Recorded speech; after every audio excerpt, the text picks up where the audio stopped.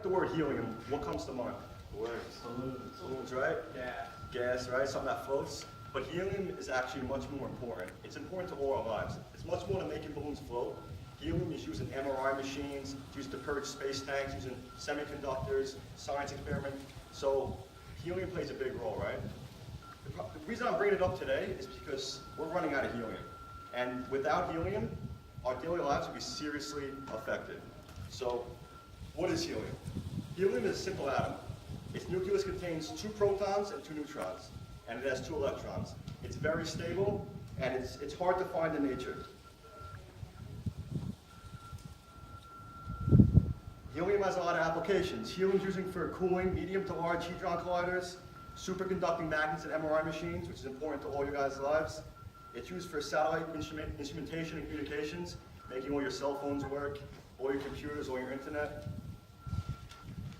It's used to fill decorative balloons. It's used for floating. Some, like you said, the Goodyear blimps, they use helium. Remember the Hindenburg incident?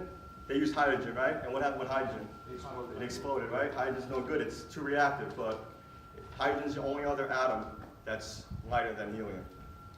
It's used in diving, in low pressure environments, deep sea diving. Use a 20% to 80% mixture of helium in there. You know, it's found in low concentrations in your blood, and it's non-toxic. It's also used in the gas lasers. You know when you guys go to the store and you get something scanned? That laser is being produced by neon and helium. It's getting electrical charge go through it, and it's emitting light. So without helium, you guys, there's a big problem there, right? So how's helium produced? Most of the helium on Earth is produced from alpha decay. So down on the ground you have uranium, right? And uranium's emitting alpha particles. Alpha particles is basically the proton and neutron. So it releases that, and then the helium, once it's there, it will pick up loose electrons, forming with other helium bonds and bond it together, making it stable. So what happens is, as they're digging for natural gas, is uranium down on the ground, there's pockets of helium, right? So when they cap it off, and helium will be released. So why conserve? Why conserve helium?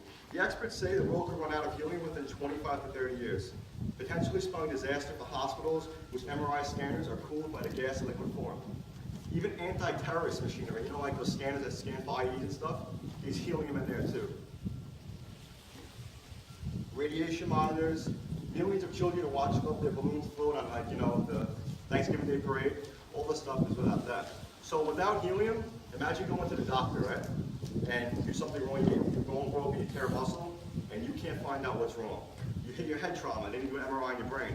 They can't find out what's wrong. The cost of medical expenses will go up through the roof, right? Because people can't fund their MRI machines. They're gonna have to what? They're gonna have to fucking raise the price of what you're doing. So in conclusion, I want to just say that I think that people should start thinking of helium as more of a precious resource, and not just something like you take for granted, to make balloons float and all that other stuff. And at the parties when you inhale it and you make your voice change. So I think helium needs to be taken into conservation.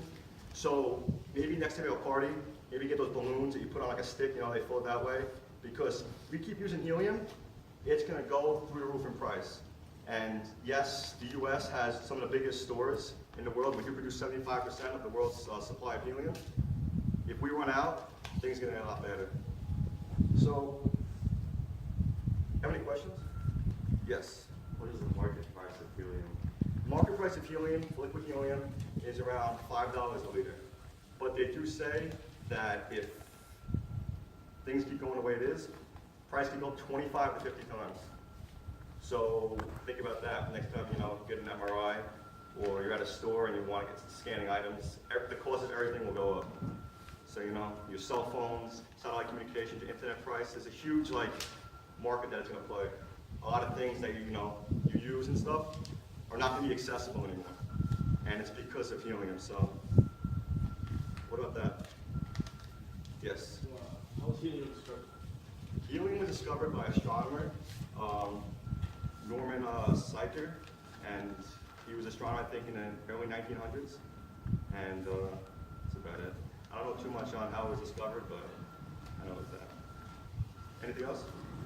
Is there a replacement for helium besides hydrogen? No, there isn't. So there is no real replacement for helium because it is so stable and it's a noble gas. there's no replacement for it. You try to use hydrogen, it's too reactive, right? So you try to purge, just like, you know, they're using NASA space tanks when they purge the fuel system. You use hydrogen, right? It's too reactive. It's going to react with all those components with all the everything that's left over in there. So there really is no replacement for it, and that's the problem. You know, very stable molecule, very light, and there's nothing actually on Earth that's quite like it. Even though it's so abundant, it's one of the most abundant elements in the universe, but on Earth, because it's so light, it floats out like off the planet, you know? So, that's it. Anything else? Thank you.